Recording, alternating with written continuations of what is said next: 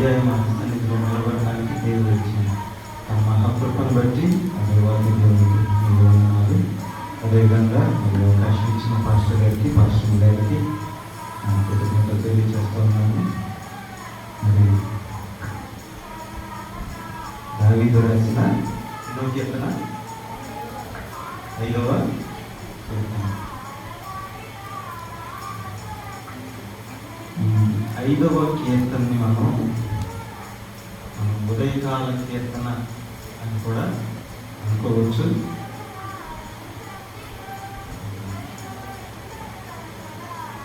దీనిలో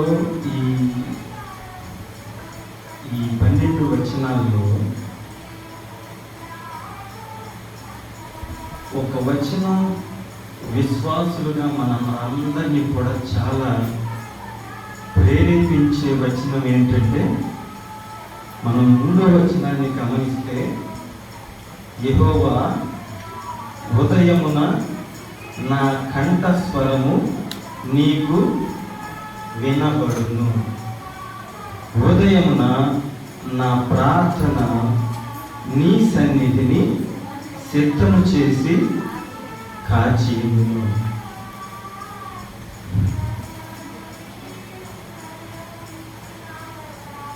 యేసుక్రీస్తు వారు పొద్దున్న 8 గంటలకు లేచి వెళ్ళేవాడైనా,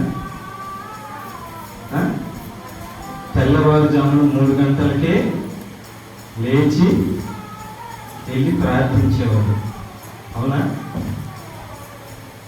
దావీదు మహారాజు గారు కూడా ఏమంటున్నారో తెలుసా? అయ్యా, ఉదయకాలమునే, ఇంకా తెల్లవారినప్పుడు కాదు, ఇంకా తెల్లవారకు ముందే పొద్దున్నే లేచి ఏమంటున్నాడు? నా కంఠస్వరము నీకు వినబడును. నిజంగా విశ్వాసులుగా మనకు ప్రేరేపణనిచ్చే వాక్యం ఏదైనా ఉంది ఈ అధ్యాయంలో అంటే, మనం కూడా యేసుక్రీస్తు వారిలాగా, దావీదు లాగా ఉదయాన్నే పొద్దున్నే లేచి ఆయన సన్నిధిలో ప్రార్థన చేయడం అనేది చాలా గొప్ప భాగ్యం. ఎందుకంటే చాలామంది క్రైస్తవ బోధకులు, పెద్దవారు, వారు చెప్పిన ఒక ముఖ్యమైన విషయం ఏంటంటే, ఉదయాన్నే మొదటి గంట ప్రతిరోజు, ఏ రోజైనా సరే ఉదయాన్నే మొదటి గంట మనం ఎలా ఉంటామో ఆ రోజంతా కూడా మనకి ఆ ఉదయం ఉన్న గంటను బట్టే మన రోజంతా ఆధారపడి ఉంటుంది. అంటే మనం లేచిన తర్వాత మొదటి గంట కనుక మనం దేవునిలో గడపగలిగితే, లేవగానే పొద్దున్నే ఆ శక్తి మన మీద ఆ రోజంతా ఖచ్చితంగా ఉంటుంది. ఆ మొదటి గంట దేవుని సన్నిధిలో మనం ఏ విధంగా, ఎంత బలంగా ప్రార్థన చేసామో లేదో, ఎంత బలంగా ఆయన స్తుతించామో, ఎంతగా ఆయన ధ్యానించామో, అది ఆ రోజు అంతటికీ కూడా మనకి చాలా గొప్ప భాగ్యం అండి. నిజంగా మన విశ్వాసులుగా చాలా ప్రేరేపణ పొందాల్సిన వాక్యం. నాకైతే ఒకటే అనిపించింది నిజంగా ఈ వాక్యం చదువుతున్నప్పుడు. నిజంగా ఇక్కడ నుంచి మనం కూడా ఉదయాన్నే 3 గంటలకి వెళ్ళేసి 1 గంట సేపు దేవుని సన్నిధిలో గడిపితే ఎంత బాగుంది. దావీదు పొందుకున్న ఆ ధన్యత, ఆ భాగ్యం ఈరోజు ఖచ్చితంగా మనం కూడా పొందుకోవచ్చు. మన 5వ కీర్తన భాగాన్ని చదువుకుంటే మొదటి నుంచి 1 నుంచి 3 వచనాలు డివైడ్ చేస్తే, దేవునికి దావీదు చేసిన ప్రార్థన. అవునా? దేవునికి దావీదు చేసిన ప్రార్థన. యెహోవా నా మాటలు చెవిని పెట్టుము, నా ధ్యానము మీద లక్ష్యం ఉంచుము. దేని మీద లక్ష్యం ఉంచమని అడుగుతున్నాడు? అయ్యా, నా ధ్యానము మీద లక్ష్యం ఉంచు. ధ్యానం అంటే ఏంటి అసలు? ధ్యానం అంటే తెలుసా? ధ్యానించడం అంటే ఏంటి? ఒకే ఒక్క దాన్ని ఆధారం చేసుకుని, అంటే ఒకే విషయం లేదా ఒక దాని గురించి పదే పదే పదే పదే మనకి దాన్ని అంటే మాట అంటే ఎక్కువ సార్లు పలకటం ఏమంటాం? ఎక్కువ సార్లు ఒకే మాటని లేదా ఒకే తలంపులు, అదే దేవుని తలంపులో మీరు ఎక్కువసేపు ఉన్నారనుకోండి, దాన్ని దేవుని మీద ధ్యానం ఉంచడం అన్నాం. మీరు ఎక్కువసేపు వాక్యం చదివారనుకోండి, ఏమంటారు? వాక్యాన్ని ధ్యానించడం అంటారు. అందుకే యెహోవా ధర్మశాస్త్రం నందు ఆనందించుచు దివారాత్రములు దానిని ధ్యానించువాడు ధన్యుడు.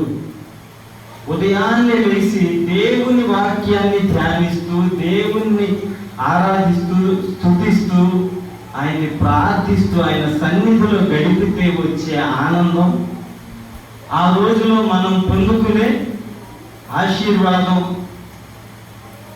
మనం కనుక అలా ఉండగలిగితే నువ్వు ఆ రోజు అపవాది ఎంతో బలంగా జయించగలుగుతావు. ఖచ్చితంగా ఎప్పుడైతే నువ్వు ఉదయాన్నే లేచి దేవుని సన్నిధిలో దేవుని వాక్యాన్ని చదివి, ఆయన ఆరాధించి, ఆయన ధ్యానించి, ఆయన సన్నిధిలో గడుపుతావు, ఖచ్చితంగా ఆ రోజు సాతాను మీద మనకి ఖచ్చితంగా విజయాన్ని ఇస్తుంది. నా రాజా, నా దేవా, నా ఆర్తధ్వని ఆలకించుము, నిన్నే ప్రార్థించుతున్నాను. దావీదు మహారాజు రాజు అయినప్పటికీ ఆయనకి తెలుసు రాజుల రాజు, ప్రభువుల ప్రభు ఎవరో. అవునా? ఆ రాజాది రాజుని, దేవాది దేవుణ్ణి, నా రాజా, ఇదిగో తండ్రి, నా ఆర్తధ్వని ఆలకించున్నాయన, ఇదిగో నిన్నే నేను ప్రార్థిస్తున్నాను. యెహోవా, ఉదయమున నా కంఠస్వరము నీకు వినబడును. ఉదయమున నా ప్రార్థన నీ సన్నిధిని సిద్ధము చేసి కాచియుందును. మనం పొద్దున్నే ఎక్కడికైనా ట్రైన్కి వెళ్ళాలనుకుంటే ఏం చేస్తాం చెప్పండి? గబగబా వేసి ఫ్రెష్ అప్ అయ్యి ఏం తినాలి, ట్రైన్లో ఏం తినాలి, ఏం చేయాలి అనేది అన్నీ ముందుగానే, లేకపోతే రాత్రే వీలైతే, పొద్దున్నే వెళ్తున్నాం కదా, మళ్ళీ పొద్దున్నే టైం ఉండదో అని చెప్పేసి రాత్రి అన్ని సిద్ధపరుచుకుని, అవునా, ఉదయాన్నే ఖచ్చితంగా టైంకి వెళ్తావా, వెళ్ళమా? మరి దేవుణ్ణి ప్రార్థించడానికి ఆ సిద్ధపాటు, ఉదయాన్నే లేచి నేను దేవుని సన్నిధిలో ఉండాలి, దేవునితో గడపాలి అనే సిద్ధపాటు అసలు రాత్రి వచ్చిద్దాం మనకి. పొద్దున్నే లేవాలి, నేను పొద్దున్నే దేవుని సన్నిధిలో నేను గడపాలి, పొద్దున్నే దేవుణ్ణి ప్రార్థించాలి, పొద్దున్నే దేవుని వాక్యం నేను చదవాలి, కనీసం ఒక 5 అధ్యాయాలన్నా నేను చదవాలి అనే ఆలోచన నిజంగా అసలు రాత్రి పడుకోబోయేటప్పుడు వచ్చిందా? రాదు, ఖచ్చితంగా రాదు. మనకి ఏం చేస్తాం? మహా అయితే అయ్యా ఈ రోజంతా నువ్వు మమ్మల్ని కాల్చి కాపాడు, నేను ప్రయాణాలు చేస్తే ప్రయాణాల్లో తోడుగా నడిపించు, మాకు మంచి నిద్ర కావాలి, మంచి ఆరోగ్యం కావాలి, అంతే కదా. అన్నీ లేచి నీ సన్నిధిలో నేను గడపాలి అని ఎప్పుడన్నా అడుగుతామంటే అడగం. కానీ విశ్వాసులుగా అదే అడగాలి మనం. దావీదు మహారాజు అంటారు కదా, ముందుగానే సిద్ధం చేసుకుంటున్నాడంట, దేవుని సన్నిధిలో నేను ఎలా ఉండాలి అనేది సిద్ధం చేసుకుంటున్నాడు. మనకుందా ఆ సిద్ధపాటు? విశ్వాసులుగా మనకు కూడా సిద్ధపాటు ఉండాలి ఖచ్చితంగా. అయితే 4, 5, 6 వచనాలు చూస్తే దేవుని పరిశుద్ధతను గురించి, దేవునికి ఏవైతే నచ్చవో, దేవునికి మనలో అంటే నచ్చవు అంటే మనలో ఏ కార్యాలు అయితే ఏవైతే దేవునికి నచ్చవో అవన్నీ 4, 5, 6 వచనాల్లో రాశారు. ఏంటి? అయ్యా, నువ్వు దుష్టత్వం చూసి ఆనందించే దేవుడివి కాదు, చెడుతనములకు నీ యొద్ద చోటు లేదు. అంటే దేవుడు మనలో ఏం ఉండాలని కోరుకోవట్లేదు, మనలో దుష్టత్వం ఉండాలని కోరుకోవట్లేదు, చెడుతనం ఉండాలని కోరుకోవట్లేదు. అట్లాగే డాంబికులు నీ సన్నిధిని నిలవలేరు. ఎవరు డాంబికులు చెప్పండి? డాంబికులు అంటే ఎవరు? దమ్మముగా మాట్లాడేవారు ఎవరు అంటే గొప్పలు చెప్పుకుంటా ఉంటారు, చూసారా? ఓ నేను అది 30 years ఇండస్ట్రీ అంటారు చాలా మంది, అవునా? ఎట్లాంటి అంటే చాలా సార్లు ఏం చేస్తామంటే ఎదుటి వారితో పోల్చుకునే తత్వం ఉంటుంది మనకు ఇచ్చే చాలా చెడ్డ అలవాటు అదే. విశ్వాసులు అయ్యింది కూడా చాలా సార్లు ఏం చేస్తాం తెలుసా, ఎదుటి వారితో పోల్చుకుంటాం. ఎలా అంటే సుంకరి పరిచయుడు ప్రార్థన చేసేటప్పుడు పరిచయుడు అన్నాడు చూసారా, అయ్యా ఇగో ఈ సుంకరి వల్లే కాకుండా అంటానే. అలా మనల్ని మనం ఏం చేస్తామంటే చాలా సార్లు మనం చాలా నీతిమంతులం, చాలా పరిశుద్ధులం, చాలా న్యాయవంతులు, చాలా యథార్థవంతులు అని మనల్ని మనం ఎంచుకుని ఎదుటోళ్ళు ఏం చేస్తాం, వీళ్ళు చాలా అన్యాయస్తులు, అవినీతిపరులు, ఇవన్నీ అని మనల్ని మనం ఏం చేసుకుంటాము, గొప్పగా ఎంచుకుంటాం. మనల్ని బట్టి మనం అతిశయపడతా ఉంటాం. అది కాదు దేవుడు. దేవుణ్ణి బట్టి అతిశయించాలి. అందుకే ముందు కీర్తన భాగాలు నా నీతికి ఆధారము దేవ అంటే మనలో నీతి, న్యాయం, యథార్థత ఉందంటే దానికి ఆధారం ఎవరు? ఆయన. సో మనలో ఉన్న నీతికి, న్యాయానికి, యథార్థతకి ఆధారం ఆయన అయితే మనం ఏమనుకుంటాం, మన స్వనీతిని బట్టి, మన విశ్వాసాన్ని బట్టి మనం అతిశయపడతా ఉంటాం. అది కాదు మనం చేయాల్సిన పని విశ్వాసులు. కాబట్టి అబద్ధమాడు వారిని నీవు నశింపజేస్తావు. సో అబద్ధం ఆడటం అనేది ఆయనకి, సో మనం తొలగించుకోవాల్సిన దుష్టత్వాన్ని తొలగించుకోవాలి, చెడుతనాన్ని తొలగించుకోవాలి, డంబంగా మాట్లాడటం తొలగించుకోవాలి. పాపం చేయ వారందరూ అసహ్యులు. పాపం చేయడం మానుకోవాలి, అబద్ధం ఆడటం మానుకోవాలి, కపటమైన మాటలు మాట్లాడటం అంటే నీ ముందు నిన్ను సంతోష పెట్టడానికి నీ మాటలు మాట్లాడటం, ఇంకొకళ్ళ దగ్గరికి వెళ్తే నీ గురించి చెడుగా మాట్లాడి ఇంకొకళ్ళ గురించి వాళ్ళ ముందు. చాలా మంది ఇలాగే ఉంటాయి. చాలా మంది నీ దగ్గరకు వస్తే అబ్బా నువ్వు సూపర్, నువ్వు అది, నువ్వు ఇది, అసలు నిజంగా నీ అంత తోడు లేడు అని. అవునా? అదే నీ దగ్గర నుంచి ఇంకొకళ్ళ దగ్గరికి వెళ్ళా, ఆమె ఏంటమ్మా అలా ఉంటుంది, ఏంటి ఆమె చేసే పనులు అస్సలు నచ్చవు అంటే ఎవరి ముందు వాళ్ళు మాట్లాడు. విశ్వాసులుగా అసలు మనం చేయాల్సిన పనే కాదు. అవునా? అవసరానికి తగ్గట్టు, లేకపోతే అవసరానికి ఏదో ఉపయోగించుకోవాలి కాబట్టి ఏదో 4 మాటల గురించి మంచిగా చెప్తే మనకి ఏదో ఒకటి అవసరంలో ఉపయోగపడతారని, అట్లా దయచేసి అలాంటి ఆలోచనలు విశ్వాసులుగా మనం పెట్టుకోకూడదు. అయితే దావీదు మహారాజు ఏమన్నాడు తెలుసా, అయ్యా నేనైతే నీ కృపాతిశయమును బట్టి నీ మందిరంలో నాకు అతిశయం ఏంటో తెలుసా, నీవు నా మీద చూపిస్తున్న కృపే నాకు అతిశయం. నేను ఇంకా దేన్ని బట్టి అతిశయించట్లా, నీవు నా మీద చూపిస్తున్న ఉచితమైన కృపను చూసావా, దాన్ని బట్టి నేను అతిశయిస్తున్నాను ఆయన అని నీ ఎడల భయభక్తులు కలిగి నీ పరిశుద్ధాలయము దిక్కు చూసి నమస్కరిస్తాను. ఎలా ఉండాలి?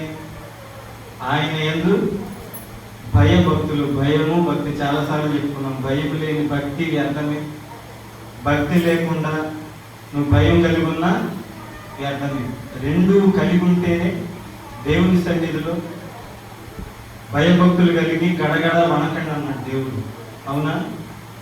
నిజంగా వణుకుతున్నామండి మనం. ఉందా అసలు భయం? ఉందా మనకి? భయం ఉందా? భక్తి ఉందా? అసలు భక్తి అంటే ఏంది? భగవంతుని మీద ఉన్న ఆసక్తి, భగవంతునిలో ఉన్న భావాన్ని, ఆసక్తిలో ఉన్న చివరి పదాన్ని రెండింటినీ కలిపితే వచ్చింది భక్తి. అంటే మనకి దేవుని మీద ఎంత ఆసక్తి ఉందో అదే మన భక్తి. దేవుని మీద ఆసక్తి ఉన్న వాళ్ళు ఏం చేస్తారు?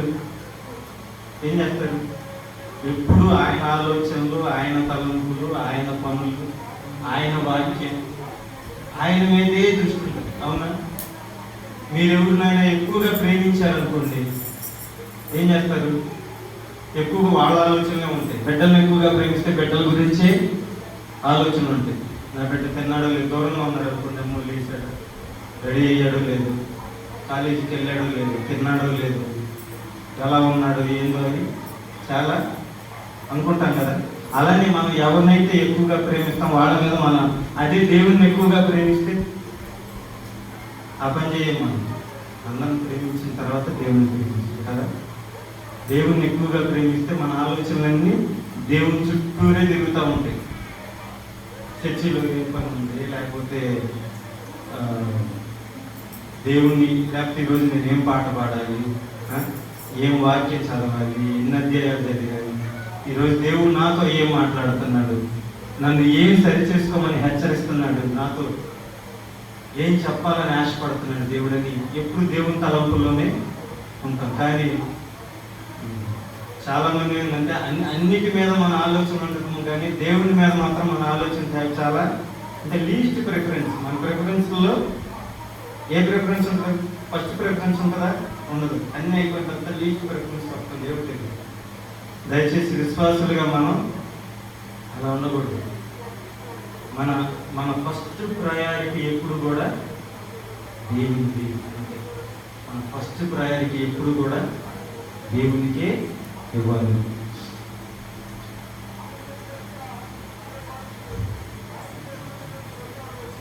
సరే, లాస్ట్ వచ్చింది. యెహోవా నీతిమంతులను ఆశీర్వదించువాడవు నీవే, కేడులతో కప్పినట్లు నీవు వారిని దయతో కప్పెదవు.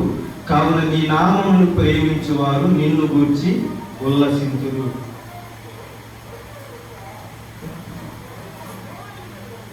నీతిమంతులను ఆశీర్వదించేవాడు దేవుడే. అట్లాగే ఆయన మన చుట్టూ ఒక రక్షణ కవచంలాగా ఉండేవాడు ఆయనే. దయతో మనల్ని నిరంతరము కాచి కాపాడేవాడు ఆయనే. కాకపోతే ఇవన్నీ ఎప్పుడు చేస్తాడు తెలుసా?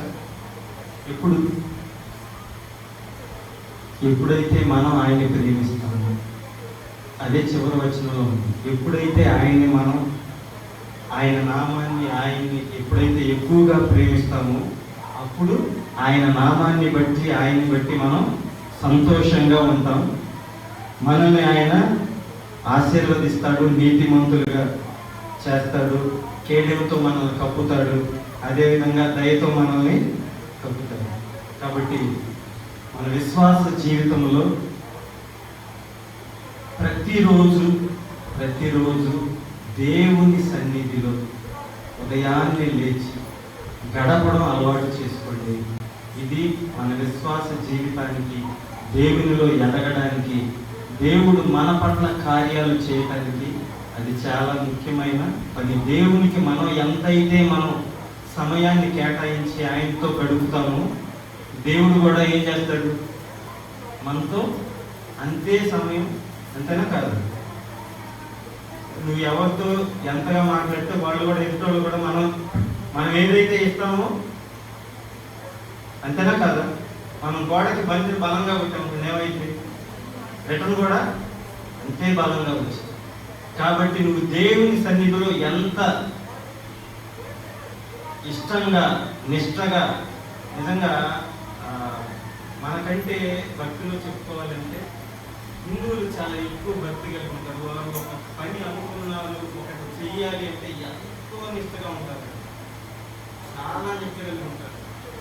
నిజంగా వాళ్ళని చూస్తే అరే, నిజమైన దేవుణ్ణి తెలుసుకోలేకుండా చేసే వీళ్ళే ఇంత భక్తిగా ఉంటే, సత్యవంతుడైన దేవుణ్ణి, సర్వశక్తి కలిగిన దేవుణ్ణి ఆరాధిస్తున్న మనం ఇంకెంత నిష్ట కలిగి, భక్తి కలిగి ఆయనలో జీవించాలి. అవునా? కాబట్టి ఈ 5వ కీర్తన భాగం ద్వారా దేవుడు మనల్ని కోరుతుంది ఒకటే. దావీదు మహారాజు ఏ విధంగానైతే పొద్దున్నే లేచి దేవుని సన్నిధిలో గడిపాడు, అట్టి రీతిగా మనం కూడా దేవుని సన్నిధిలో గడపాలని ఆయన ఆశ. ఆయన ఆశను ప్రతి ఒక్కరు తీరుస్తాడని అనుకుంటున్నాను. దేవుడు ఈ పరిశుద్ధ వాక్యాన్ని దీవించి ఆశీర్వదించును గాక. ఆమేన్.